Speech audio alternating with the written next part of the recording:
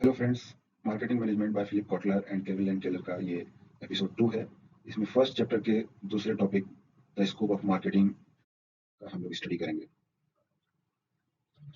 ये कंटेंट्स है, इसमें हम लोग फर्स्ट चैप्टर का स्टडी कर रहे हैं। इसमें सबसे पहले व्हाट इज मार्केटिंग, इसका देखते हैं कि मार्केटिंग क्या है, इसका डेफिनेशन दिया गया है।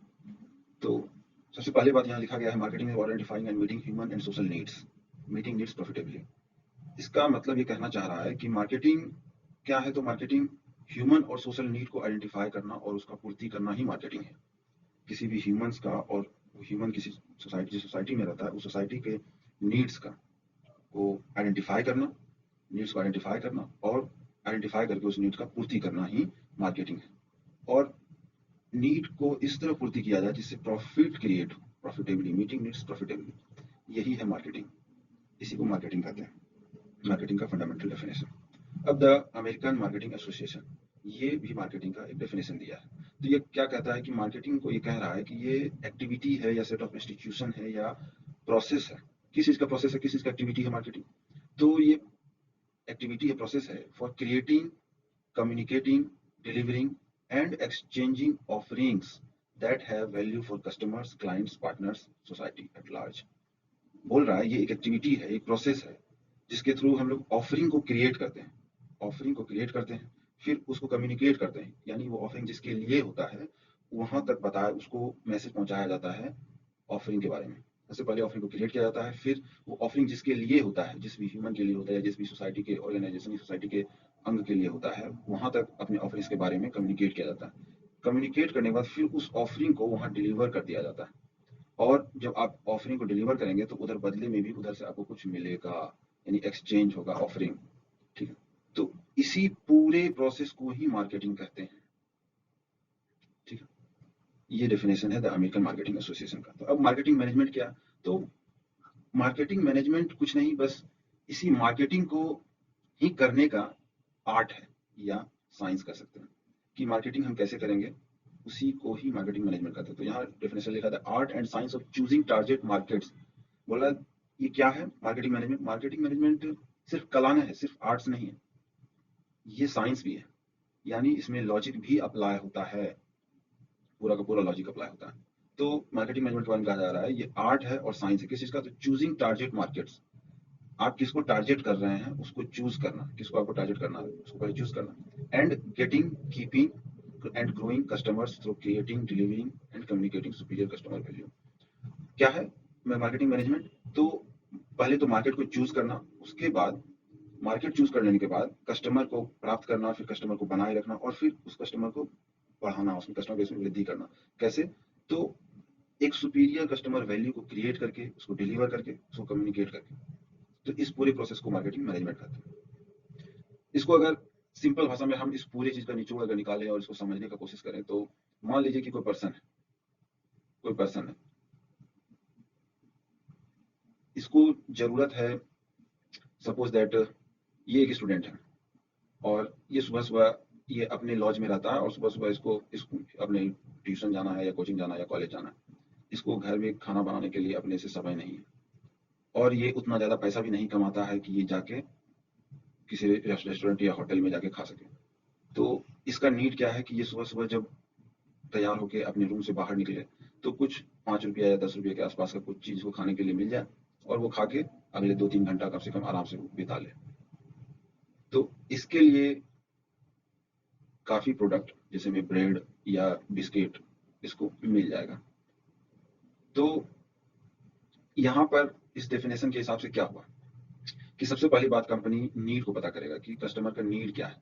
कस्टमर कौन है मेरा? तो स्टूडेंट है कस्टमर, यहाँ पे कस्टमर है स्टूडेंट। इसका नीड क्या है? इसका नीड है कि इसको खाना, कुछ भी नाश्ते के लिए कुछ प्रोडक्ट चाहिए और कम रेंज में चाहिए, उसका रेंज भी होना चाहिए, लो होना चाहिए। ठीक है, तो ये नीड हुआ। इस नीड को अब इस नीड को फुलफिल करने के लिए कंपनी बिस्किट तैयार करेगा, कंपनी बिस्किट तैयार करेगा, फिर उस बिस्किट के बारे में बताया जाएगा कस्टमर को। तो बिस्किट हुआ ऑफरिंग, बिस्किट हुआ ऑफरिंग। ये ऑफरिंग को क्रिएट किया पहले, इसको बनाया, फिर इसके बारे में पोस्टर, बैनर, एड्स के जरिए कस्टमर को बताया जाएगा। तो उस ऑफरिंग का पहले ऑफरिंग का क्रिएशन हुआ, फिर कम्युनिकेशन हुआ, अब कस्टमर रेडी है उस ऑफरिंग को लेने के लिए, वो चाहता है कि हम ये चीज़ ले लें।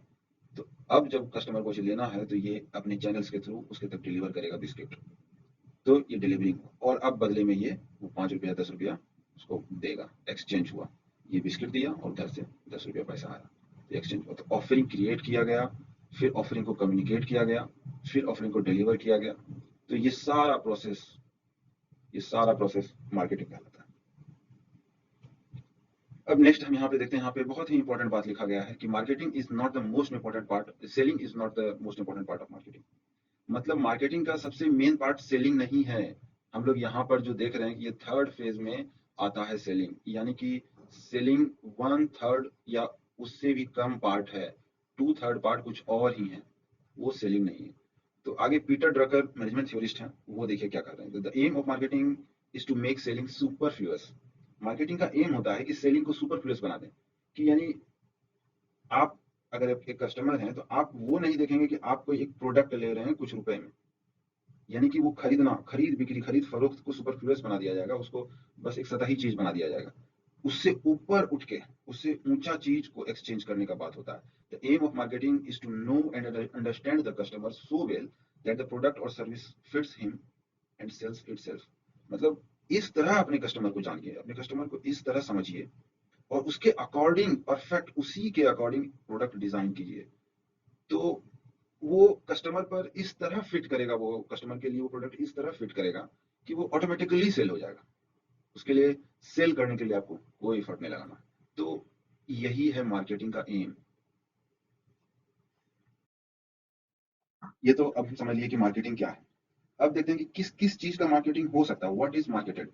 तो 10 मेन टाइप का एंटिटी होता है, 10 मेन टाइप्स ऑफ एंटिटी जिसका मार्केट हो सकता है, जिसको हम लोग मार्केट कर सकते हैं। तो फर्स्ट है गुड्स, यानी सामान, वस्तु। कुछ भी इसमें जो भी आसपास का आप वस्तु देखते हैं, खाने पीने का सामान, कार, एसी, रेफ्रिजरेटर, टीवी, कुछ भी, ये सारी चीज गुड्स, इसका मार्केट हो सकता है, इसको मार्केट किया जा सकता है। फिर है सर्विस, ये सबसे कॉमन है, गुड्स एंड सर्विसेज का मार्केटिंग सबसे ज्यादा कॉमन है, सबसे ज्यादा तो गुड्स है, उसके बाद सर्विसेज है। तो सर्विस में क्या आ जाएगा, सर्विस में आ जाएगा hospital, hotel, beautician, maintenance repair, garage का जो काम करता है, अकाउंटिंग का, बैंकिंग का, ये सब सर्विस है। तो ये सारा चीज का भी मार्केटिंग हो सकता है, होता है। फिर है इवेंट, इवेंट बड़ा बड़ा इवेंट होता है, कई तरह का इवेंट होता है। ओलंपिक इवेंट होता है, वर्ल्ड कप होता है, अभी आईपीएल हुआ, वो एक इवेंट है। फिर जैसे कोई फेयर लगता है, कोई मेला लगता है आपके शहर में, तो उस इवेंट का भी मार्केटिंग होता है। तो ये सारा चीज का भी मार्केटिंग होता है। फिर एक्सपीरियंस, एक्सपीरियंस खास तरह का एक्सपीरियंस भी कुछ फर्म, कुछ ऑर्गेनाइजेशन प्रोवाइड कराता है अपने कस्टमर को। जैसे में वर्ल्ड डिज्नी का वर्ल्ड्स मैजिक किंगडम, एक आप देखे होंगे, जब डिज्नी का मूवी शुरू होता है तो बड़ा बड़ा गुंबद वाला महल टाइप का होता है, जिसमें कई तरह का चीज होता है और वहाँ उसको एक्सपीरियंस करने के लिए लोग वहाँ जाते हैं। तो वो एक्सपीरियंस को भी मार्केट किया सकता है।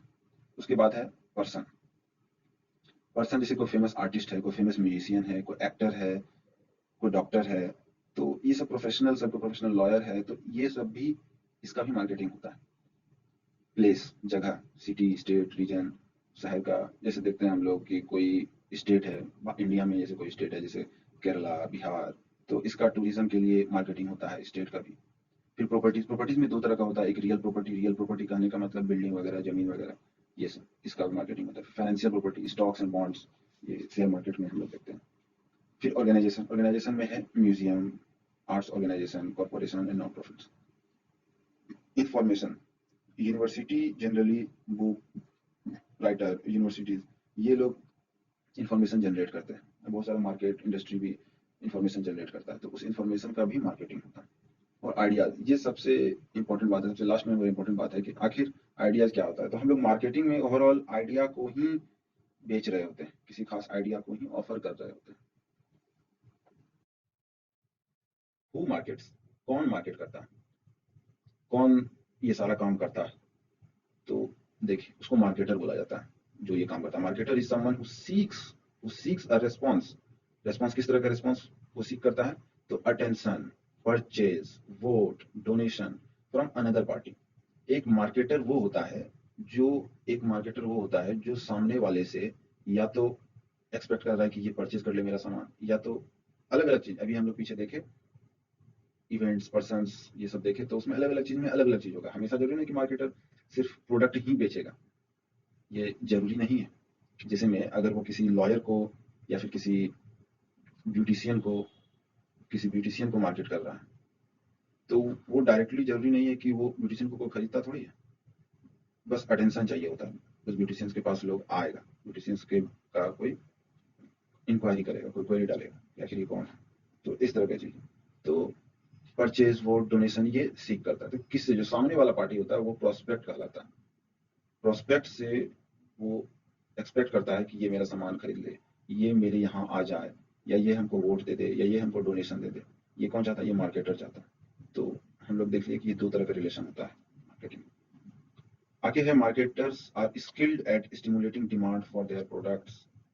मार्केटर्स इस चीज़ में ही स्किल होते हैं कि वो अपने प्रोडक्ट्स का डिमांड को स्टिमुलेट कर सकते हैं, उसको बढ़ा सकते हैं, उसको कंट्रोल कर सकते हैं।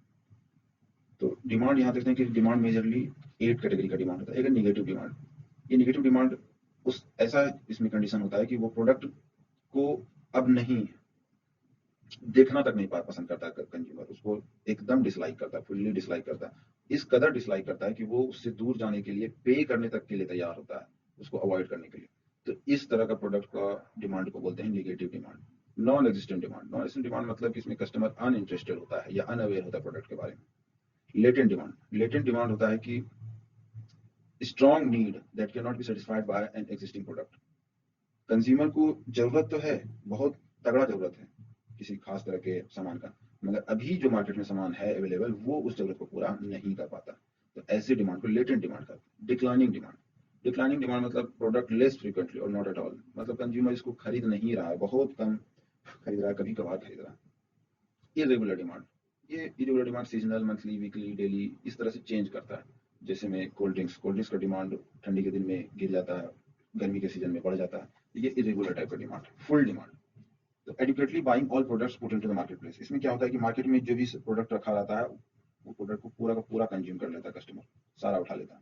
तो इस तरह के प्रोडक्ट के डिमांड को फुल डिमांड कहते हैं। Overfull demand. ओवरफुल डिमांड है कि more consumers would like to buy the product that then can be satisfied. जितना भी प्रोडक्ट होता है, जैसे में ये पी प्रोडक्ट है, ये 5 आदमी को सेटिस्फाई कर सकता है, तो यही प्रोडक्ट को खरीदने के लिए, इसको लेने के लिए 7 आदमी अवेलेबल होता है मार्केट में। इस तरह की डिमांड को ओवरफुल डिमांड कहेंगे। Unwholesome demand. ये डिमांड होता है कि उस तरह के प्रोडक्ट को कंज्यूमर खरीदना चाहता है जिसका सोसाइटी के लिए खराब इम्पैक्ट होता है। जैसे में शराब हो गया, ड्रग्स हो गया, ये सारा चीज, गन हो गया, वेपन हो गया, ये सब चीज।